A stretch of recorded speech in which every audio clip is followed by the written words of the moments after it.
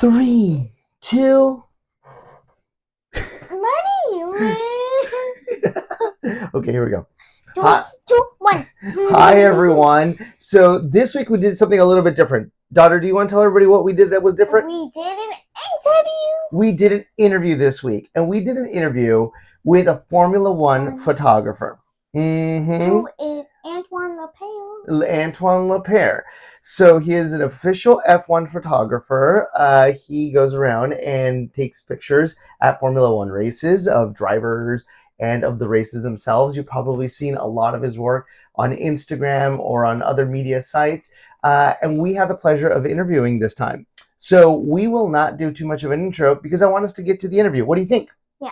Let's do it. Here's the interview.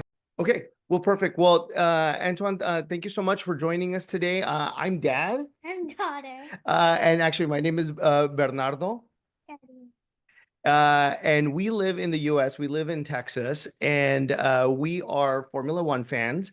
And we've actually been following your Instagram page because we really like the photos that you take. So your Instagram is Shouts by Antoine, and it's on Instagram. So anybody who's watching our videos, we definitely recommend for them to follow your page.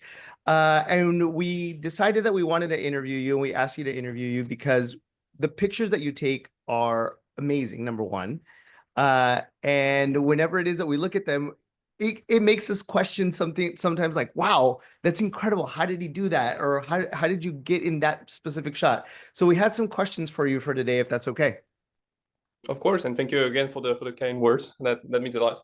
I'm happy to be your first interview. So I hope that's going to be the first of a long series. We really do hope so. So I'm going to let you start. What? Why did you decide to take F1 pictures? That's a good question. I didn't start with F1. So I think like a bit of history is like I started with a very small category in France because I'm from France initially. It's called autocross. So it's basically like cars, like go-karts, but on dirt. And it's very fun to experience, to watch and everything. And I was taking photos there because that was the closest track that was from my place, literally 1 kilometer away. So that was very practical.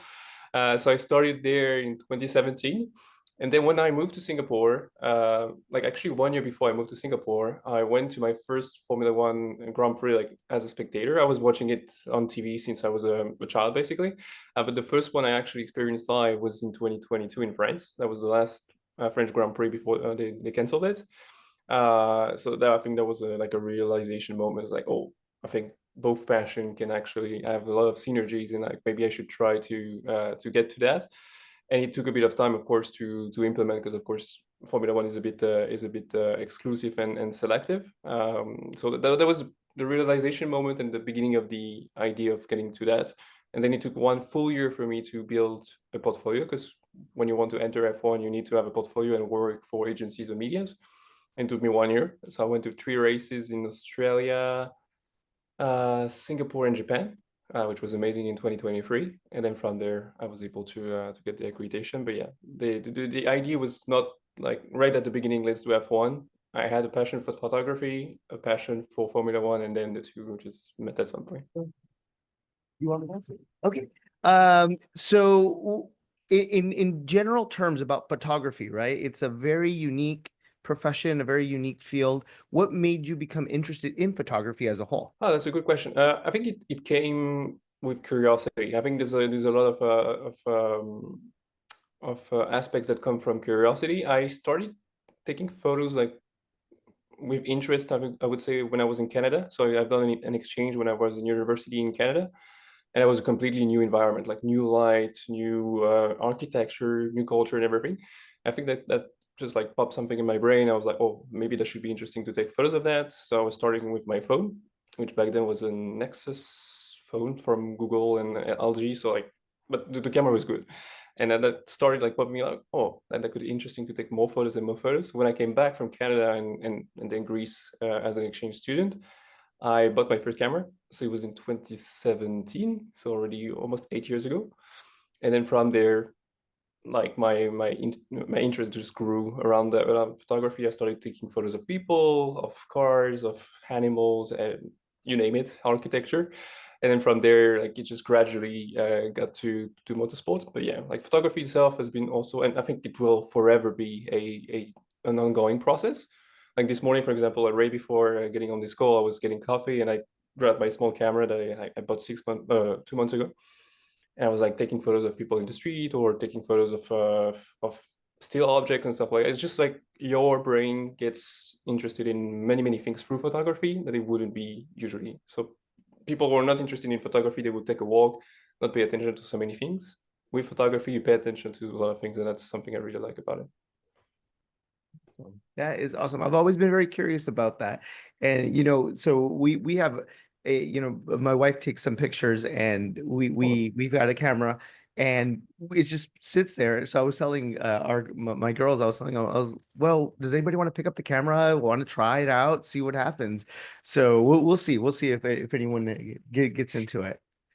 Yeah, you should give it a try. You'll see Yeah. if you like it or not, but it's always about trying, and that's great that you're like making them try. I think that's very important, and maybe they will like it, maybe not, but at least they will create some kind of curiosity in So that's a good point. What is it like being an F1 photographer? Um, That's another really good question. It's very different from any other things, of course, because the environment is so overwhelming. Um, so on a weekend, you would be there at the track for 4 days, and for 4 days, you would probably spend like 12 hours working, like from the beginning to the end. The beginning being like the logistics of it. So you have to prepare your bag from the hotel, go to the track. If you're lucky, it doesn't take so much time to go to the track, but if you're in Europe, it can take forever, basically.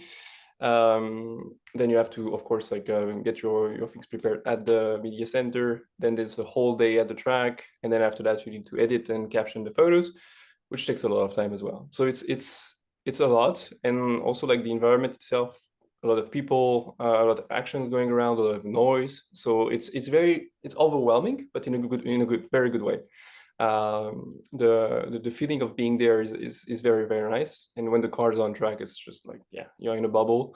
Yeah, you can see like and feel this sense of flow, and at some point, like when you're in the zone, the feeling is incredible, and you don't get that outside of Formula One.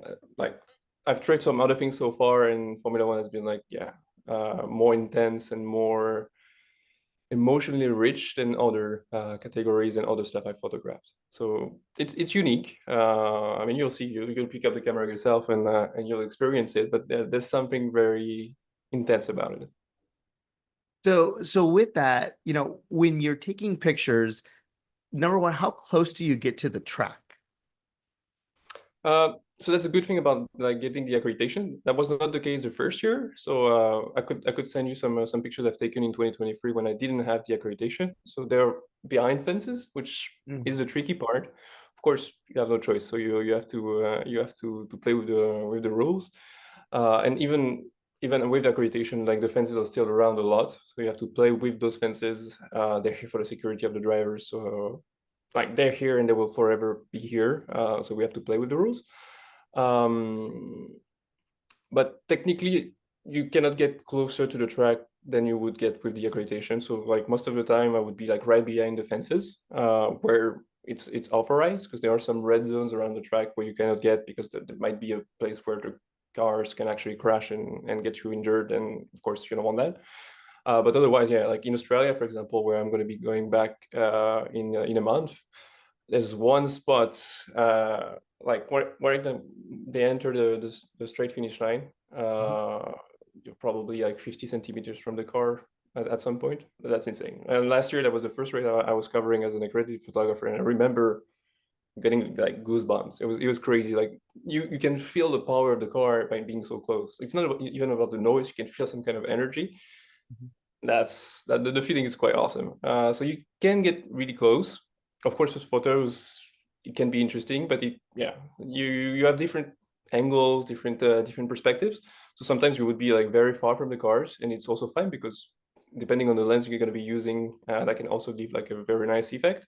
But yeah, like I have in mind one photo of Fernando, which is probably like between the camera and his helmet is probably like 1 meter, 1 meter 50. So it's like super close. Wow, that is awesome. Yeah, because I can imagine with the noise, with everything, and then having them be so close, it's pretty intense. Yeah, it is, and you definitely need. I didn't know then because of course I was only in grandstands before. But when you're so close to the track, you absolutely need the earplugs. Honestly, that's like now I cannot go to a track without having earplugs because that would be like almost dangerous probably. If you do this for like more than 2 3 races a year and you don't have any earplugs, that could become dangerous. So yeah, noise is a factor you need to take into account for sure. But again, like you have to come prepared. I wasn't prepared because I was a newbie last year, but this year I can tell you my earplugs are ready. That's awesome. Do you have a favorite F1 team? This one I'm getting asked a lot if I have a favorite team and driver. And the truth, like the real truth is that I don't really. I'm French, so I would like Alpine to perform. I think that would be nice. I mean, you've seen what has happened in the last 5 6 years, so it's not brilliant. I'm supporting them, but it's not like I'm only focused on one team. So I wouldn't pick one per se. Everybody's a Ferrari fan at some point. I respect a lot McLaren for what they've been doing in the last 3 4 years. Red Bull has been incredible as well. Mercedes has done an incredible job in the last 15 years, 10 to 12 years. So yeah, all of them are respectable, and there are like hundreds of people working behind the scenes to make their project happen. So I have a lot of respect for all of them, and for the drivers the same. I have some more like a bit more interest into the personalities of some of them, but I wouldn't pick one out of the 20, and I respect a huge majority of them because they deserve to be there. A couple of them don't really deserve to be there if you look at it from an objective perspective. And even them, honestly, you have to respect the work and the effort and the sacrifices that they're putting in. So yeah, I don't have a favorite driver, but yeah, there are a couple of them that I respect a little, like respect and have more common values and I don't know, a vibe that I prefer. And also like interacting with some of them, you would have like different interactions, of course, because we're all unique and different human beings. But yeah, overall, I respect all of them, like most of them, and interacted nicely with most of them as well. So And that was actually one of my questions that I wanted to ask you in terms of interacting with the drivers. Number one, how do you approach them, right? From being a photographer, but maybe at the same time also wanting to get to know them a little bit more personally, and then also knowing when to approach them because over these 4 days they're busy and they're stressed out most of the time. So how do you approach that situation to get a chance to meet them and to photograph them?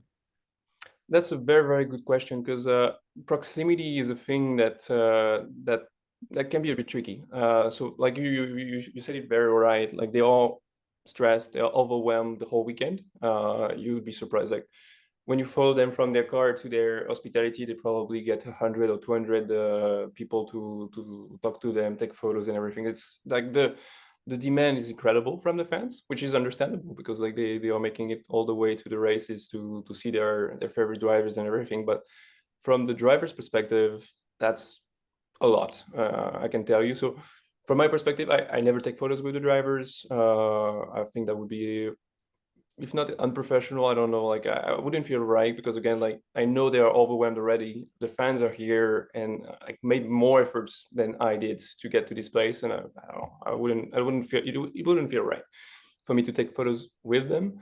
Now, taking photos of them, you have to play with the flow. I will never stop them, never like make them do anything. Like they are doing their thing. I'm here to capture this moment and not the other way around. I'm not creating a moment because I'm not a driver's photographer. The driver's photographer, they have a different job. They are here to create the images for the driver's social media and stuff like that. So they have more like a power of direction, like creative direction that I don't. I'm just here to capture whatever is happening. So I'm reacting to what's happening. But sometimes you will get to interact with a driver in a random way. This happened once with Lando after the Singapore win.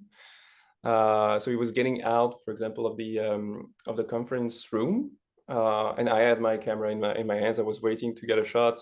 You have all of the in Singapore. You have all of the winners of the race. There's a photo of them historically. So we like 10 years ago, 9 years ago, etc. And he was coming towards us. So I was like, that's an interesting composition. So I was waiting for him to go out of the conference, the press conference. And I was about to take the photo, and then he pointed at the camera, because the camera brand I was using then is the same as the one he's been using. So he was trying to get to know the precise model of the camera. And then we had a nice little interaction, like, oh, that was close. I was this one. And like there are like moments like that where you can interact, but I would never place myself in the position of creating that moment that was not supposed to happen. If it happens, it's great, and I've had some fun times with Lento. Is I think one of the funniest guy I've interacted with at the track. But yeah, I will not create a moment, like not force myself to get into their lives. That's not what I'm looking for. I'm just looking at capturing what's happening. If I'm part of the story, that's great, but I'm not chasing it. Let's put it like that. That's awesome. And I think that's such a that's an important thing, right? That what from what you're doing, right? That you really do want to capture that naturalness. You want to capture them in that moment, in that element, right? That rawness of it, and not have it be very, very staged or very acted, right?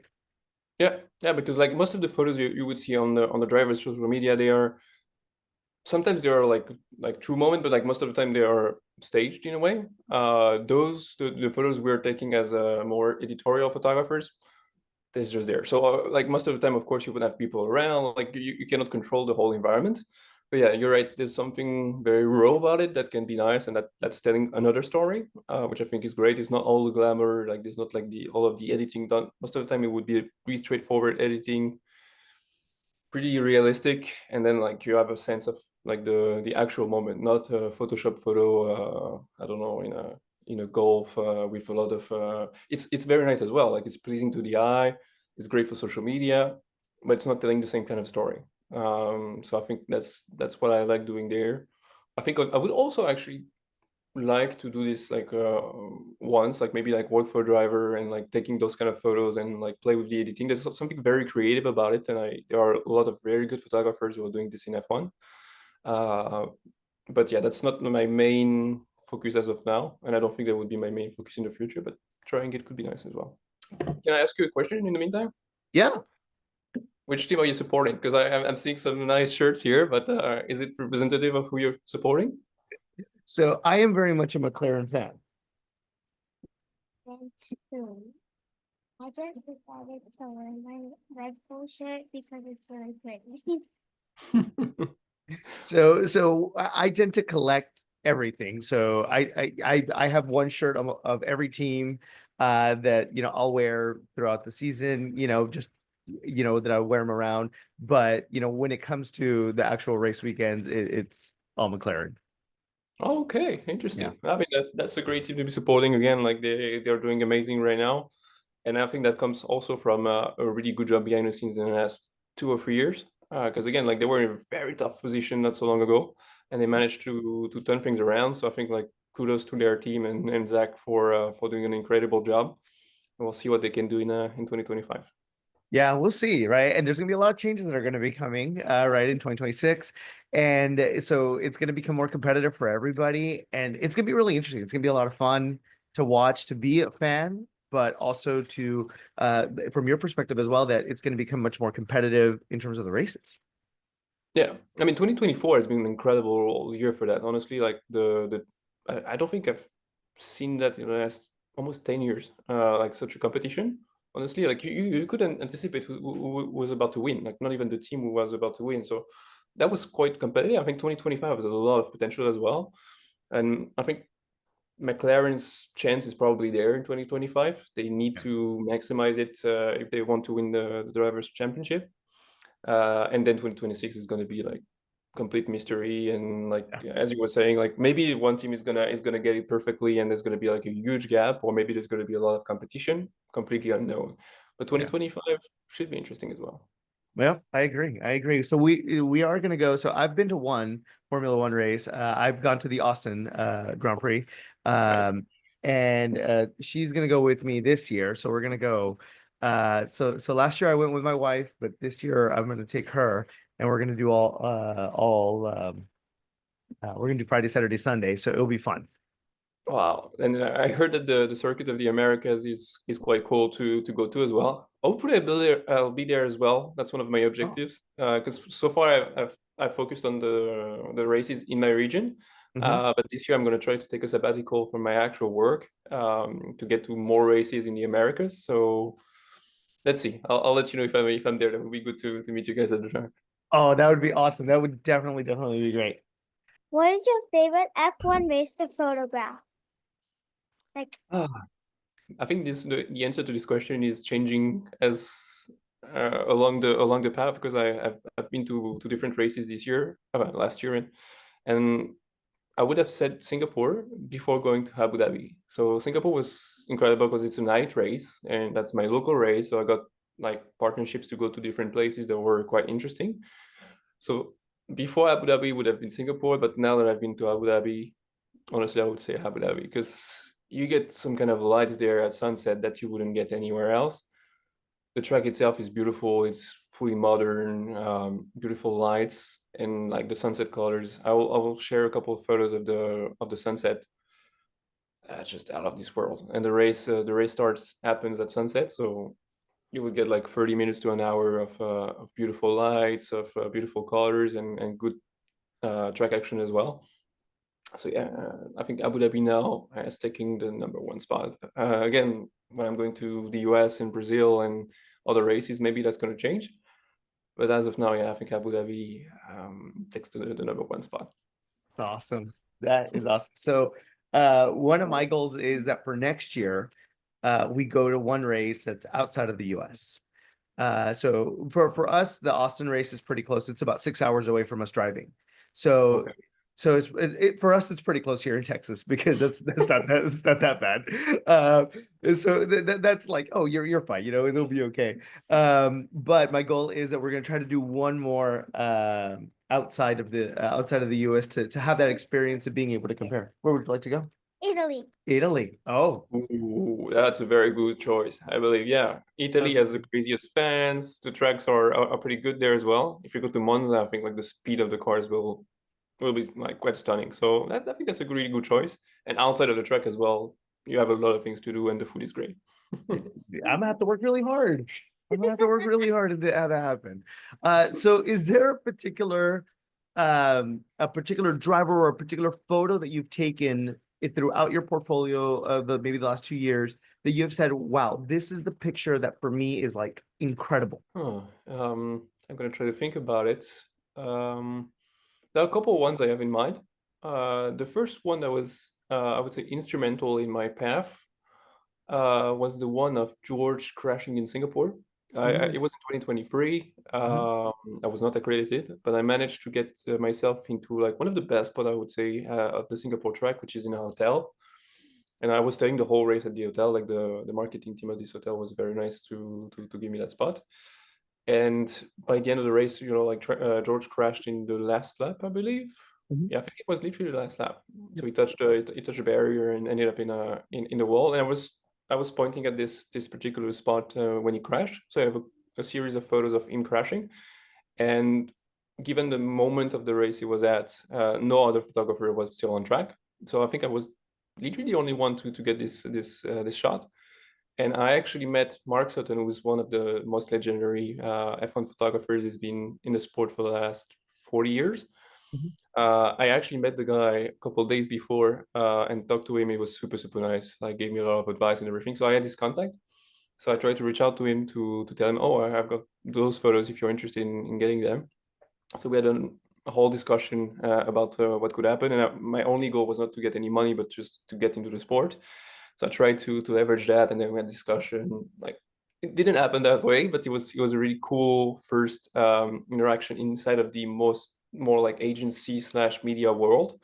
And I think that's one of the reason I managed to get it after that. It's just the question I asked and the information I got was instrumental to then proceed and get myself into the sport. So this one is important. Like creativity is not the best one. It's just like a fast shutter speed shot. So you would see like the sparks and everything. It's not incredible, but the fact that I'm the only one to have captured that it was an instrumental moment in the Grand Prix. George was supposed to be on the podium and ended up out of the race.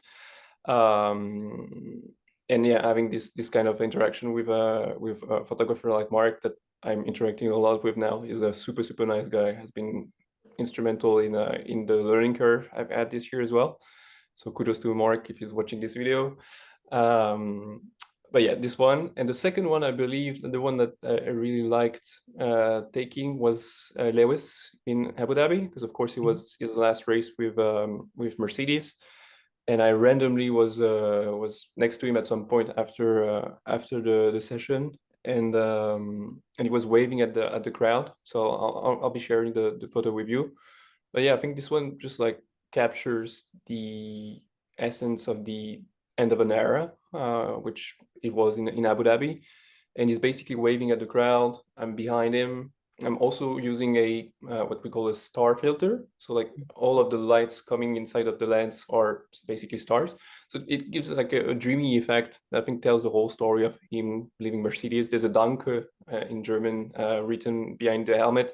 So the whole picture I think sums up the end of an era, and I really liked the moment first, and the image that got out of it. The outcome was pretty interesting, and when you manage to tell a story through an image, I think it's quite satisfying from a photographer perspective. That's awesome. That's awesome. So do you have a favorite picture that Antoine has taken? Do you want to show it to him? Okay. One's my favorite. That one's your favorite? Oh, Carlos.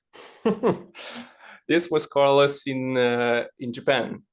So he managed to get on the podium. If I remember, it was Checo second and Max first. And he was pretty happy because, again, like, you have to put this into context. It was in April in 2024, but it's just like a couple of months after he learned that he was out of Ferrari, which for him was a big deal, and a tough personal moment. I think he's said that in interviews, but it was an emotional beginning of the season, and he won in Australia as well. So I think the podium photos from Australia are very nice as well. I think he was very happy to be on this podium in Japan, and I hope that the photos are telling that story. But yeah, Carlos is very photogenic, so it's easy to take a picture of. Some of them are very photogenic, some others not so much. I will not say any names, but one of the McLaren drivers is pretty funny to photograph. Sure. We've seen this. We've seen some of the pictures. Yeah. The one with Oscar is really funny. Yeah, this one is I still don't know what he was doing, to be honest. This one is just really funny. It could become a meme, honestly. It's like he has a lot of facial expressions, very expressive, but this one in particular, I don't know what he was. He was talking to Lando at this moment after the race, and I don't know what happened, but that's also the fun part. Is like sometimes you capture a moment that just are out of this world. It's pretty funny. Wow. So my favorite picture that you've taken is actually the picture of Lando with his mom. That you were right behind them, that you were right there in that moment, and it's amazing. Like it's awesome that the actual camera. You want to show it to him? That one right there, right? Oh. So we can see that it's you in the background, right? That taking the picture, and then that moment that you caught. So what did it feel like in that moment? I'm glad that you brought this up, because actually that would be one of my favorite photo, like personal photo, not like storytelling, yes, but like not of the most like incredible photo, because it's not perfect, to be honest. I didn't have the right lens to take that moment, but it doesn't matter at the end of the day, because what's being captured on this photo is a pure emotion. Like it's after the race, it's been intense, it's been a long season. He's got support from his mom, and like this moment is just beautiful. And I just happened to be there. I had the wrong lens on. It was an 85 millimeter. It's just too close. So like the composition is not perfect, and yet I absolutely love the photo. So the moment itself was quite random. So he cheered with the team first, and I got out of the car and everything, and then his mom and his father were next to each other, and I was like going around trying to find another angle, And that's the moment he decided to come from the car to cheer with his mom. And yeah, they got a very nice hug, and I was right behind. And I still remember like vividly taking the photo, then like dropping the camera and like just like, oh wow, that was very cute, and having like a big smile on my face, because again, you're capturing the emotions, but it doesn't mean that you're completely separated from them. Like it's also like a beautiful human interaction, and I'm very sensitive to this kind of stuff. And that's what happened. I was like emotionally also impacted on this moment, and because again, Lando is a very nice guy. I know he's been through a lot this year. And yeah, capturing this moment was yeah, it was beautiful, and that will definitely remain a really good memory from Abu Dhabi and from this season for sure. You know, when I saw that picture, it reminds us also as fans that they are also people, right? Because we tend to forget that. We tend to forget that they're people just like us, that they have emotions, they have families, they're away from their families for such a long time, and they're tired at like you say at the end of the season. So it for me, when I saw that, I was just like, wow, like it was just like you say, you know, it was an entire story. It summed up everything from 2024 in one picture. Yeah, Right. yeah, that's a good point, because yeah, most of the time we've seen them like very focused, very determined. When you hear the interviews, they're like, yeah, we're here to win. They're not machines. At the end of the day, they have emotions. Most of the time, you wouldn't see them because they are hiding it. They are not trying to show any kind of weakness. Mhm. Uh, a bit more now, it's more accepted to show emotion now, and some of the drivers are very sensitive and can show it to the cameras and everything, which wasn't the case before. Like probably, like I can tell you, the drivers in the previous decades probably had some moments where they wanted to cry as well, or just like being very emotional, and they just couldn't, because you cannot show weaknesses. That's a sport where there's a lot of virility. And yeah, I think that's these kind of moments are just like, yeah, different, telling the story that they are basically humans. They are going through a lot of emotions as well, and at some point, yeah, they have the right also to hug their mom and just have like these kind of pure moments and emotions, and I think it's beautiful. Yeah. So I do have a question for you because she likes F1 Academy a lot. So have you got a chance to photograph any F1 Academy? Yeah, I was very fortunate because it's the same accreditation, so you don't need to ask for another one. So I photographed them in Singapore and Abu Dhabi. So I was very fortunate, and that's also very nice because you have really good access with Formula One Academy. And yeah, I was trying to follow a bit of the path of Dorian, who's from Mhm. France, and also has been very nice to all of us in the paddock. She's very accessible, very kind, and I wanted to follow her path this year because I was hoping that she would get the title. And then Abby just did like an incredible job, very consistent whole year long, very impressive. So she definitely deserved the title. But yeah, I was able to photograph them in Singapore and Abu Dhabi, and I was on the grid for Abu Dhabi. It's very cool. Honestly, they've done an incredible job at creating this new series out of nowhere, and now it's becoming very interesting to watch and to experience on the ground as well. So yeah, I'm looking forward to 2025. I've checked the calendar already. I don't recall exactly the places I will be able to go and capture them, but there should be a couple. I think they're going to China for the first race, Mhm. Yes. and I will hopefully be there. So it's going to be interesting. The grid is going to be changing a lot as well. But yeah, F1 Academy has been quite cool, and you get more proximity than you would get with F1 as well. So it was very nice, and yeah, like it's a lot of good fun as well. I think there's a lot of pressure and expectations, but you would feel that a little less with F1 Academy. And I've also captured some moments that were a bit tough because, of course, like not everybody can win, and you have a lot of frustration, a lot of deception, and everything.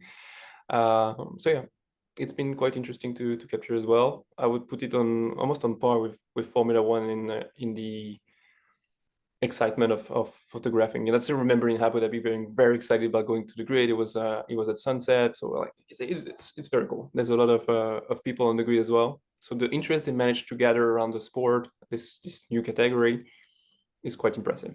So kudos to the F1 Academy team and Susie for making it happen in such a good way. Yeah, and it's been like from 0 to 100 that it's just taken off, and it's been amazing. Yeah, It is, honestly, like, and they're super competitive. They are very, very competitive. It's oh great. yeah. The racing also was very good and very intense. I can tell you that a couple of times. It was quite intense. Yeah, like the sport itself, like created out of nowhere is impressive. But yeah, also the racing part was quite a joy to notice and capture. That's awesome. Any other questions that you want to ask, Antoine?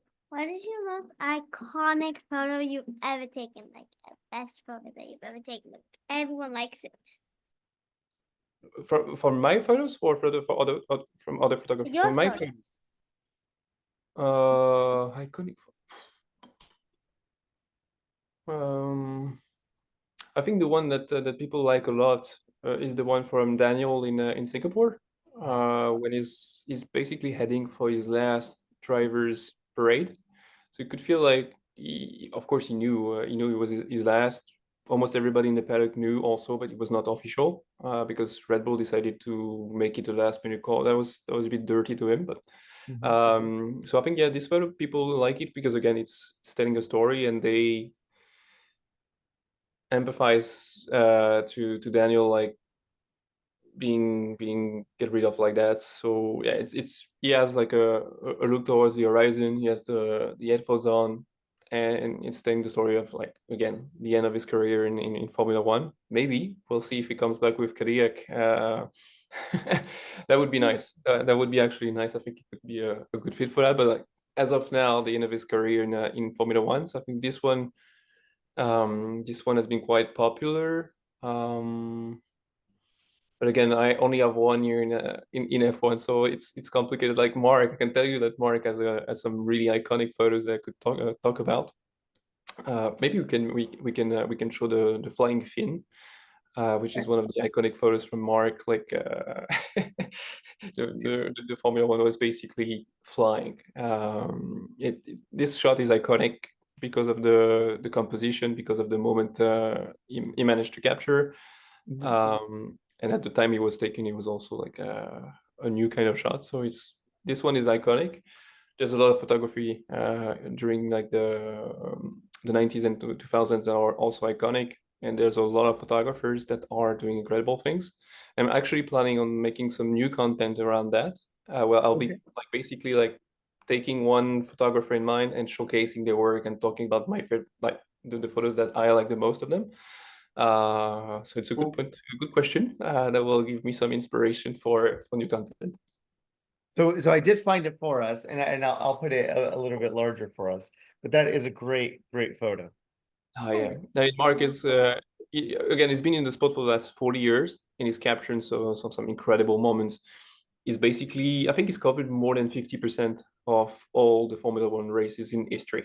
So Wow. he's basically a legend. And this shot is just outstanding. He's the only one to have captured that. He was shooting as a relatively slow shutter speed, and this moment happened. He took off from the curb, and then voila, you captured the moment of history. And yeah, that's also one of the motivations when you're a photographer is like that those kind of legendary photographers manage to do that by being consistent, by being passionate, by being there. So it's also a big motivation to continue the grind and to continue working and putting efforts and trying to get better. So I think yeah, those people are quite important for the sport and for photographers, upcoming photographers like I am. So I hope that I will have more shots to describe in 5 to 10 years. But I'm already very appreciative and happy about the fact that I managed to get into F1 and make this first year in 2024. It was pretty cool. That's awesome.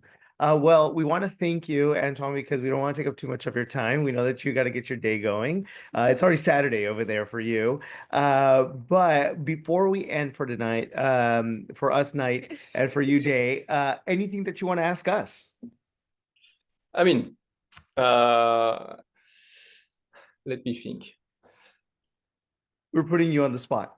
Yeah, it's interesting. It's interesting. I couldn't expect this question, so it's pretty good. Um, my question to you would be, what's your prediction for the 2025 Drivers' Championship and Teams Championship? I'm gonna let you answer. I think McLaren, Ferrari, Red Bull, and then Mercedes. Okay. And then for the drivers, I think I'm gonna go with Lando, Max, Oscar, and Franco. And Franco, but you think Franco's gonna come back? She makes very, very bold predictions. That's interesting. That might very well happen, because honestly, Franco has really good chances to take over from Jack if he doesn't perform. You don't want to be Yeah. Jack right now. That's Yeah, for sure. you don't want to be Jack right now. Yeah, we made a video on that, and a lot of people watched it. A lot of people watched that, so we Yeah. were pretty excited about that. But yeah, so McLaren being the constructors and Lando being the drivers' champion. Yeah, you know, I would say I'm gonna have to agree with her 100%. I know that at one point in our very, very early predictions, we said that maybe there would be a chance of Ferrari being constructors champion because they've got Lewis and they've got Charles. But I don't know. I don't know. I think there's going to be a lot of competition between both of them, and that's going to create some problems at the end because you know that Lewis is not going to let himself. Hmm. You know, True. And he's Charles. there to win. Yeah, they're both like big champions. That's going to be a tricky job for Mr. Vasseur.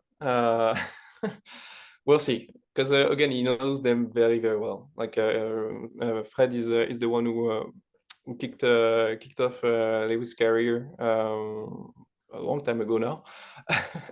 So he knows both of them very, very well, and I think he can manage them. But it ultimately will be like about which car is the fastest. I think at the end of the day, both Lewis and Charles can win a championship if they have the fastest car, and same way for Oscar and Lando. And at the end of the day, that's going to be small things that will decide who will be the champion in 2025. But it might very well, but it might be Lando, it might be Charles, might be Max again. Who knows? Yeah. That's going to be an interesting part. Like if we knew the answer to the question, that wouldn't be interesting to follow Formula One. So pretty excited to see how things unfold. Yeah, absolutely. So what are your predictions? Let me ask you that. Oh boy. I'm trying not to put my emotions into the reflection, because I would very much like to see Ferrari win, to be honest. That would be quite awesome. To see Lewis and Charles win together, I think that would be just amazing to capture.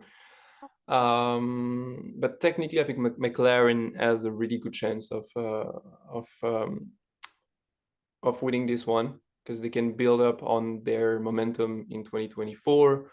I think everything is going well within the team. The drivers pair is working well together. Yeah. But I think Oscar has equal chances as Lando to win it, because I think is evolved as a driver in a very positive way in the last couple of years, and I think now is ramped up. And Lando's gonna have to be at his top level to compete against Oscar, because the guy is a machine. Honestly, he's very comparable to Max in that way. I think less emotional, more a bit more focused in a way. I think it's just personality thing. Is like his DNA is closer to Max than it is to Lando. So I think Oscar has good chances to win it as well. Again, will depend on the car, but yeah, I think we have good chances of seeing some really good battles in 2025. That's pretty exciting. I agree. And we sure hope that we can meet you in Austin. Please let us know if you're going to be in Austin. Yeah, and it would be fantastic to be able to meet you. I have one last question though. Okay. Have you watched our videos before? I did watch a couple of them on Instagram after you guys contacted me. I must say that's pretty cool, honestly, like what you're doing, and consistently as well. I think that's quite cool, and I really hope that you can continue the good work and continue in 2025. And I'm sure that you're gonna get more and more traction and more people seeing what you're doing, and that's at the end of the day what you deserve. So it's quite cool. Like, continue the good job, thank you again for trusting me with the first interview. It's been an honor. And yeah, hope to see you in Austin. That would be great. Well, thank you so much, Antoine. Thank you so much. And anything that you want to say before we end for tonight? Don't forget to follow Antoine. And don't forget to like, subscribe, and speak to those notifications, everybody. Thank you so much, Antoine. My pleasure. Have a good weekend, guys, and I'll see you around. Likewise. Bye-bye. Bye-bye. Did you enjoy the interview? Yeah. What did you enjoy? I enjoy talking about his favorite photo. His favorite photos, yeah. And Maybe about how dangerous it is to be a photographer? Yeah. Yeah, right. Because sometimes he's really close to the action, right? So yeah, it's important to always remember that they're pretty close to the action in some instances. So it's important that they are also safe. So we hope that everybody enjoyed this interview. And make sure to follow Antoine on Instagram. And as always, make sure to like, subscribe, and speak to those notifications, everybody. Bye.